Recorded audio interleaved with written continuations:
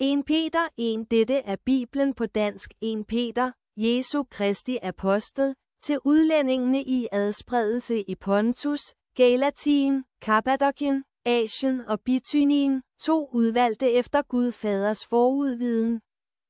Ved åndens helligelse, til lydighed og bistænkelse med Jesu Kristi blod, nåde og fred, hvor det eder mangfoldigt til del. 3 Lovet være Gud og vor Herres Jesu Kristi Far, som efter sin store barmhjertighed har genfødt os til et levende håb ved Jesu Kristi opstandelse fra de døde, 4 Til en uforkrænkelig og ubesmittelig og uvisnelig arv, som er bevaret i himlene til eder, 5 som ved Guds kraft bevogtes ved tro til en frelse, som er rede til at åbenbares i den sidste tid, 6 I hvilken I skulle fryde eder, om I endnu en liden stund. Hvis så skal være, bedrøves i mange hånde prøvelser, 7 For eders prøvede tro, som er meget dyrebarere end det forgængelige guld, der dog prøves ved ild, må findes til ros og herlighed og ære i Jesu Kristi åbenbarelse. 8 Ham, som I ikke har set og dog elske, ham, som I, skønt I nu ikke se, men tro, skulle fryde eder over med en uudsigelig og forherliget glæde, 9 Når I nå målet for eders tro, sjælenes frelse. 10 Om denne frelse har profeter gransket og rensaget, de, som profeterede om den nåde, der skulle blive eder til del, 11 I det de granskede over, hvilken eller hvordan en tid Kristi ånd, som var i dem, henviste til, når den forudvidnede om Kristi lidelser og den derpå følgende herlighed. 12 Og det blev dem åbenbaret, at det ikke var dem selv, men eder, de tjente med disse ting, som nu æreblevne eder kun gjorde ved dem, der har forkyndt eder evangeliet i den hellige ånd, som blev sendt fra himmelen, hvilke ting engle begærer at skue ind i. 13 Derfor binder op om eders sinds lænder, være ædru og sætter fuldt ud eders håb til den nåde, som bliver eder til del i Jesu Kristi åbenbarelse. 14 Som lydige børn skulle I ikke skikke eder efter de forrige lyster i eders vankundighed. 15 Men efter den hellige, som kaldte eder, skulle også I vor det hellige i al eders vandel. 16:10 Der er skrevet, I skulle være hellige, 10 Jeg er hellig. 17 Og der som I påkalde ham som far, der dømmer uden persons anseelse efter enhver gerning. Der bør I vandre i frygt eders udlændighedstid, 18 Velvidende, at det ikke var med forkrænkelige ting, sølv eller guld, at I blev løskøbte fra eders tomme vandel, som var overleveret eder fra fædrene, 19 Men med Kristi dyrebare blod som et lydeløst og uplettet lams, 20 Han, som var forudkendt for verdens grundlæggelse, men blev åbenbaret ved tidernes ende for eders skyld, 21 Der ved ham tro på Gud, som oprejste ham fra de døde og gav ham herlighed, så er eders tro også er håb til Gud. 22 Lutrer eders sjæle i lydighed imod sandheden til uskrømtet broderkærlighed, og elsker hverandre inderligt af hjertet. 23 Genfødte, som I ære, ikke er forkrænkelig, men er uforkrænkelig sæd, ved Guds levende og blivende ord. 24:10 Alt kød er som græs, og alt dets herlighed som græssæts blomst, græsset visner, og blomsten falder af. 25 Men Herrens ord bliver evindelige, og dette er det ord, som er forkyndt eder ved evangeliet.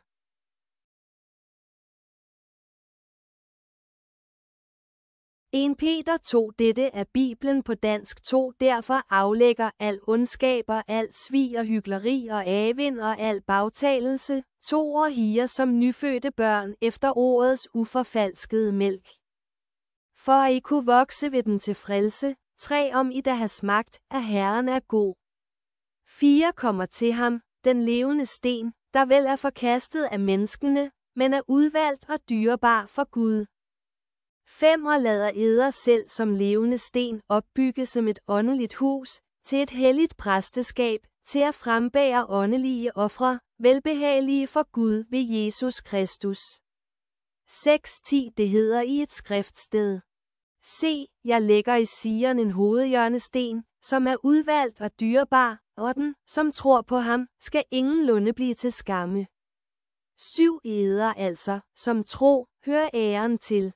Men for de vantro er denne sten, som bygningsmændene forkastede, bleven til en hovedhjørnesten og en anstødsten og en forargelsesklippe. 8 Og de stødede an, i det de ærer genstridige imod ordet.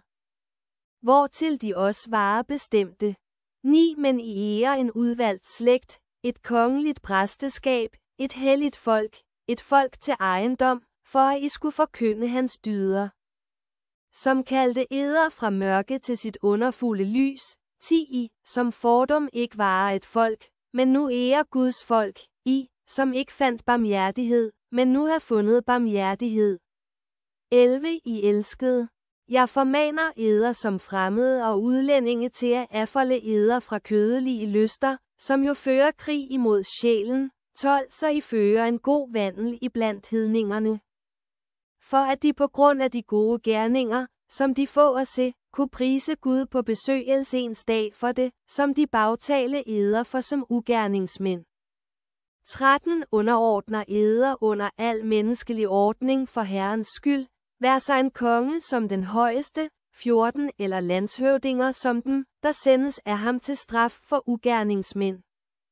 Men til ros for dem, som gør det gode. 15:10 Således er det Guds vilje, at I ved at gøre det gode skulle bringe de uforstandige menneskers vankundighed til at tie, 16 Som frie, og ikke som de, der har friheden til ondskabs skjul, men som Guds tjenere. 17 Ærer alle, elsker broderskabet, frygter Gud, ærer kongen. 18 I trælle, underordner eder under eders herre i al frygt. Ikke alene de gode og milde, men også de urimelige. 19:10 Dette finder yndest, der som nogen, bunden til Gud i sin samvittighed, udholder genvordigheder, skønt han lider uretfærdigt. 20:10 Hvad ros er det, om I holde ud, når I synde og derfor få næveslag?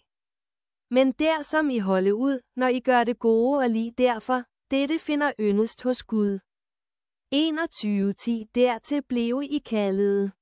Efter de os Kristus har lidt for eder, efterladende eder et forbillede, for at I skulle følge i hans fodspor. 22 Han, som ikke gjorde synd, ikke heller blev der fundet svig i hans mund. 23 Han, som ikke skældte igen, da han blev udskældt, ikke troede, da han led, men overgav det til ham, som dømmer retfærdigt. 24 Han, som selv bar vores synder på sit legeme op på træet, for at vi, afdøde fra vores synder, skulle leve for retfærdigheden. Han, ved hvis sår i ære blevne lægte.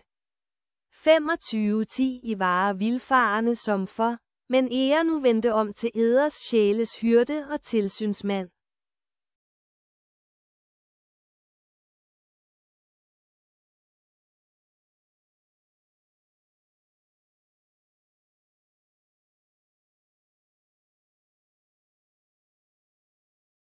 Peter 3 Dette er Bibelen på dansk 3 ligeså, I hustruer. Underordner eder under eders egne mænd, for, selvom nogen ærer genstridige imod ordet, de kunne vindes uden ord ved hustruernes vandel. 2 Når de iagttag eders kyske vandel i frygt. 3 Eders prydelse skal ikke være den udvortes med hoflætning og påhængte guldsmykker eller klædedragt.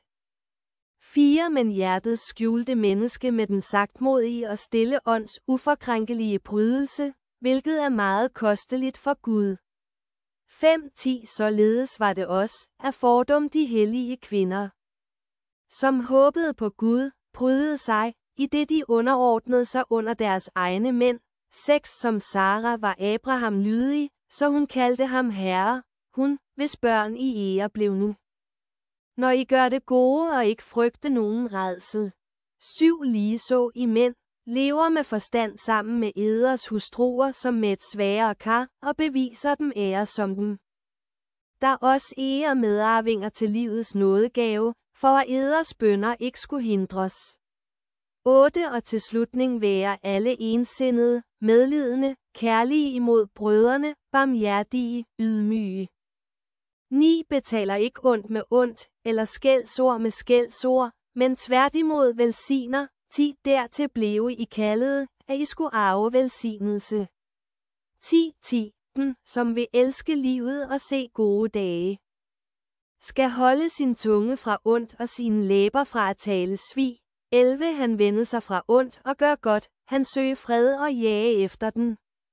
12 Herrens øjne ære over de retfærdige, og hans øren til deres bøn, men Herrens ansigt er over dem, som gør ondt. 13 og hvem er der, som kan volde eder ondt, der som I ære nidkærer for det gode? 14 men om I også måtte lide for retfærdigheds skyld, er I salige. Nærer ingen frygt for dem, og forfærdes ikke. 15 men helliger den Herre Kristus i eders hjerter. Altid rede til at forsvare eder over for enhver, som kræver eder til regnskab for det håb, der er i eder, men med sagtmodighed og frygt. 16 i det I har en god samvittighed, for at de, der laste eders gode vandel i Kristus, må blive til skamme, når de bagtale eder som ugerningsmænd. 17 det er bedre, om det så er Guds vilje, at lide, når man gør godt, end når man gør ondt. 18 også Kristus led en gang for synder, en retfærdig for uretfærdige, for at han kunne føres hen til Gud, han, som led døden i kødet, men blev levende gjort i ånden. 19 i hvilken han også gik hen og prædikede for ånderne, som varer i forvaring. 20 som fordum varer genstridige, dengang Guds langmodighed ventede i Noas dage, medens arken byggedes, i hvilken få, nemlig 8 sjæle blev frelste igennem vand. 21 hvilket nu også frelser eder i sit modbillede som dåb, der ikke er fjernelse af kødets urenhed, men en god samvittighedspagt med Gud ved Jesu Kristi opstandelse. 22 han, som er faren til himmelen og er ved Guds højre hånd, efter at engle og myndigheder og kræfter ærer ham underlagte.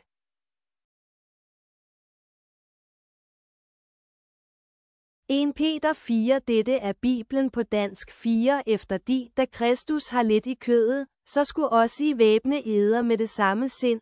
10 som har lidt i kødet, er hørt op med synd. 2 så I ikke fremdeles leve den øvrige tid i kødet efter menneskers lyster, men efter Guds vilje.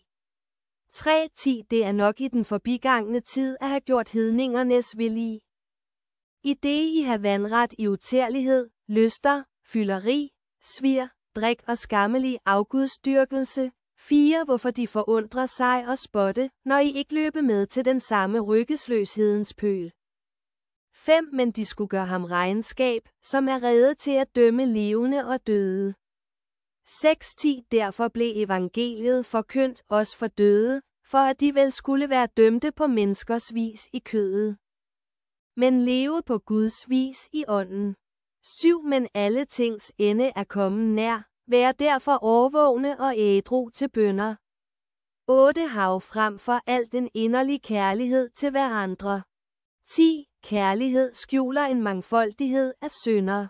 9 vær gæstfri imod hverandre uden knurren.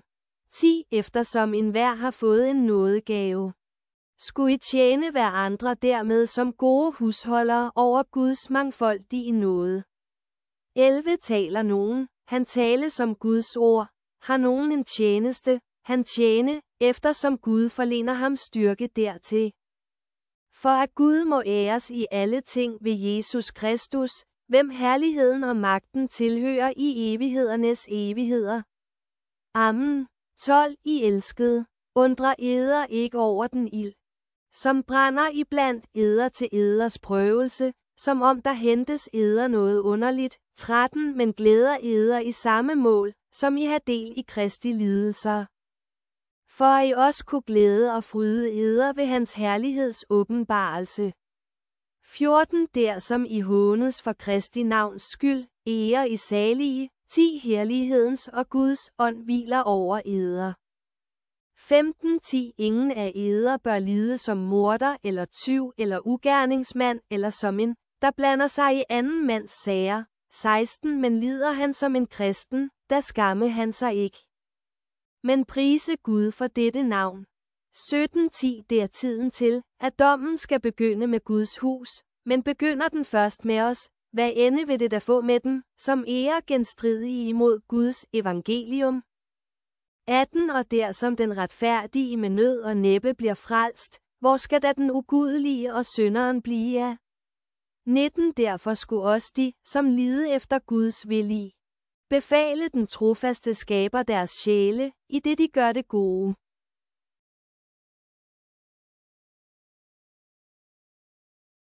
5 De ældste iblandt eder formaner jeg som medældste og vidne til Kristi lidelser, som den, der også har del i herligheden, der skal åbenbares. 2 Vogter Guds hjort hos eder og fører tilsyn med den.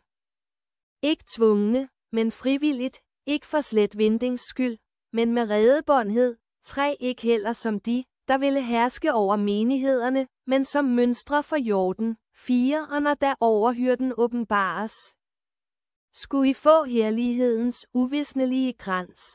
5 Ligeså, I unge, underordner eder under de ældre, og ifører eder alle ydmyghed imod hverandre. 10 Gud står de hoffærdige imod, men de ydmyge giver han noget. 6 Derfor ydmyger eder under Guds vældige hånd, for at han i sin tid må ophøje eder. 7 Kaster al eders sørg på ham. 10 Han har omsorg for eder. 8 Vær ædru, våger. Eders modstander, djævelen, går omkring som en brølende løve, søgende, hvem han kan opsluge. 9 Står ham imod, faste i troen, vidende, at de samme lidelser fuldbyrdes på eders brødre i verden. 10 Men al nådes Gud, som kaldte eder til sin evige herlighed i Kristus Jesus efter en kort tids lidelse, han vil selv fuldelig berede eder, styrke, bekræfte, grundfæste eder. 11 Ham tilhører magten i evighedernes evigheder. Amen. 12 Med Silvanus, den trofaste broder. 10 Det holder jeg ham for, har jeg i korthed skrevet eder til for at formane og bevidne, at dette er Guds sande nåde, hvor I stå. 13 Den medudvalgte, i Babylon og min søn, Markus, hilser eder. 14 Hilser hverandre med kærlighedskys. Fred vær med eder alle, som ærer i Kristus.